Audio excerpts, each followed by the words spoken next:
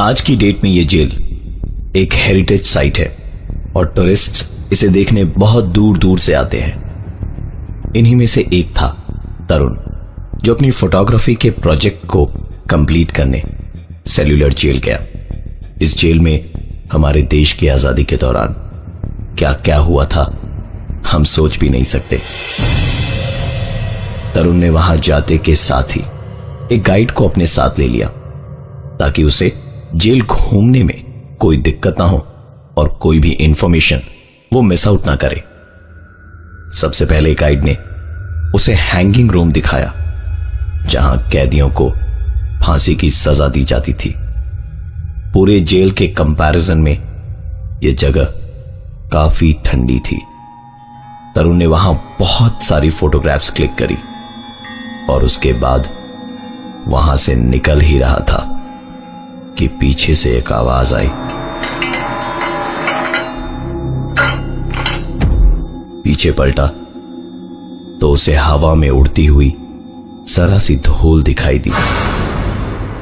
इसके बाद गाइड तरुण को ले गया टॉर्चर रूम, जहां उस जमाने के टॉर्चर को आज के लोगों को समझाने के लिए पुतले रखे हुए थे। तरुण को इस कमरे में सड़ी हुई महक आ रही थी, इसलिए उसने तुरंत पिक्चर्स क्लिक करी और गाइड से पूछा कि यह महक कैसी है।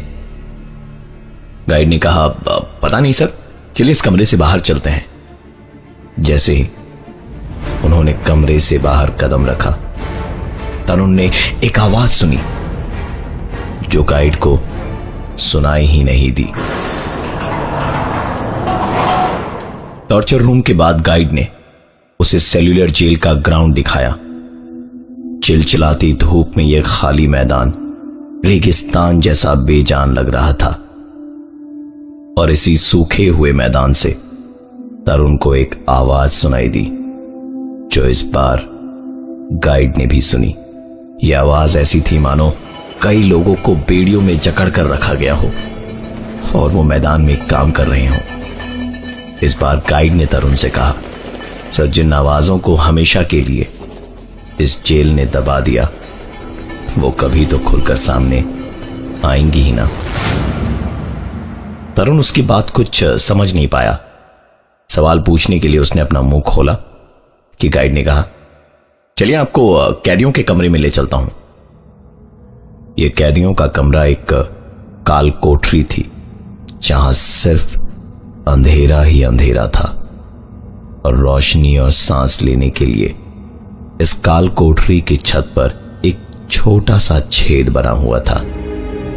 यह कमरा भी फांसी वाले कमरे की तरह ठंडा था और यहां भी सुनाई दे रही थी एक आवाज, जैसे कोई दीवार को खुरच रहा हो।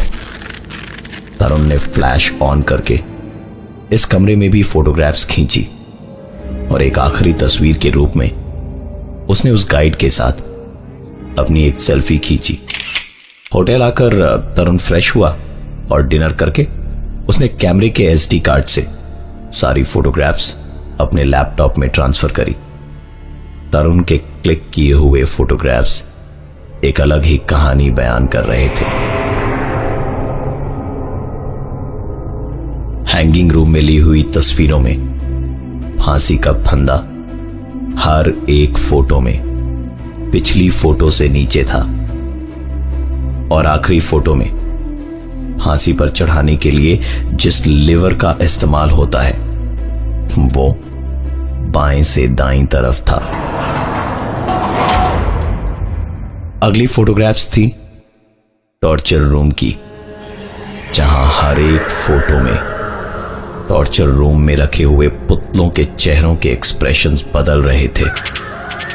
तरुण को अपनी ही क्लिक करी हुई फोटोग्राफ्स पर यकीन नहीं हो रहा था।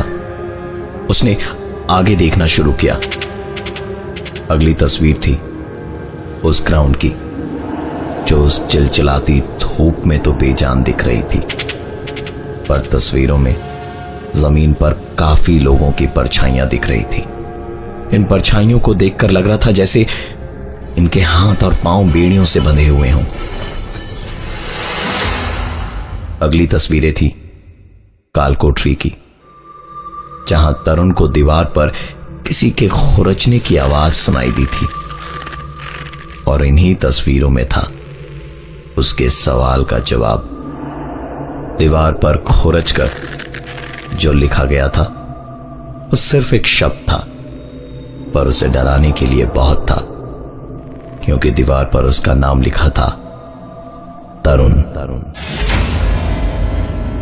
इन सारी तस्वीरों का संबंध तरुण इन पिक्चर्स को क्लिक करते वक्त उसकी सुनी हुई आवाजों से कर पा रहा था। कुछ आवाजें तो उस गाइड ने भी सुनी थी।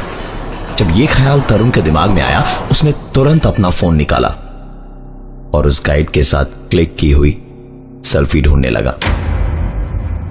तस्वीर को देखते के साथ ही तरुण के दिमाग में गाइड की कही हुई एक बात याद आ गई।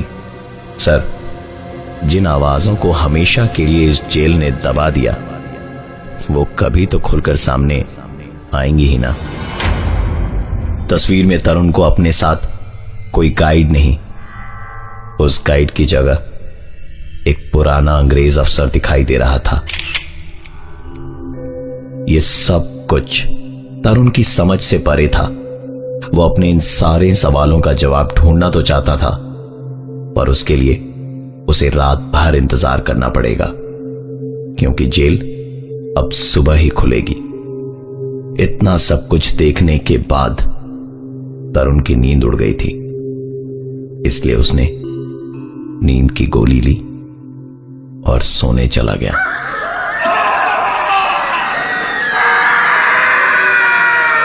आंख खुली तो दोपहर के 1 बजे थे। अजीब सी जलन उसके पूरे शरीर में हो रही थी। आईने में जाकर देखा तो गर्दन, हाथ और पीठ चारों तरफ रैशेस थे और शरीर में दर्द भी था। इसका मतलब कि कल रात सपने में उसने जो टॉर्चर देखा वो किसी और के साथ नहीं, बल्कि उसी के साथ हकीकत में हुआ था। तरुण के लिए इससे भी ज्यादा जरूरी था अपने साथ हुए हादसों का जवाब ढूंढना। दिन मंगलवार का था और सेलुलर जेल पहुंचते पहुंचते दोपहर के 3 बज चुके थे।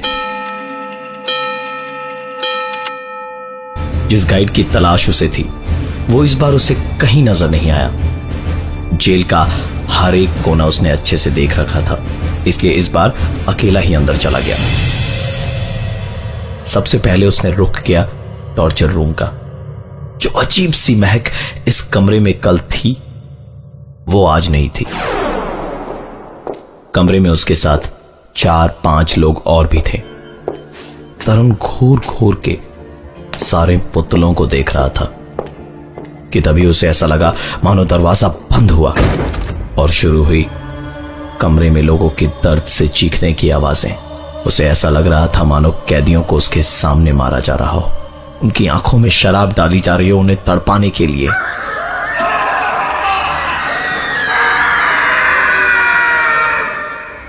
इस चीख से तरुण का ध्यान टूटा और उसने देखा कि कमरे का दरवाजा खुला है और लोग उसे घूर रहे हैं।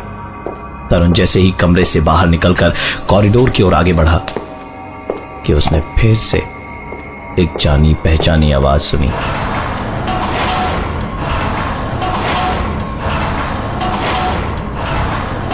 इस आवाज को सुनकर वो पलटा ही था कि उसकी नजर जमीन पर पड़ी एक प्लेट पर गई, जो अपने आप सरक कर कालकोठरी के दरवाजे के नीचे से अंदर की ओर चली गई। तरुण ने तुरंत अपने मोबाइल के टॉर्च को चलाया और दरवाजे के नीचे से अंदर की ओर झांकने लगा। टॉर्च की उस रोशनी में अंदर जहां तक दीवार थी उसे कुछ नजर नहीं आ रहा था।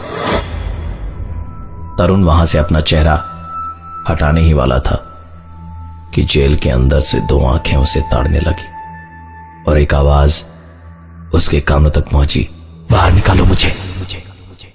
ये देखने के बाद तरुण को अब अपने किसी सवाल का कोई जवाब नहीं चाहिए था।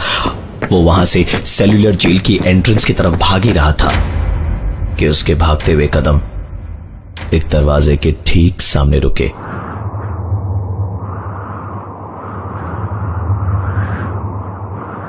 इस वक्त तरुण हैंगिंग रूम के ठीक बाहर खड़ा था और तेज हवा के साथ किसी के जमीन पर गिरने की आवाज आई।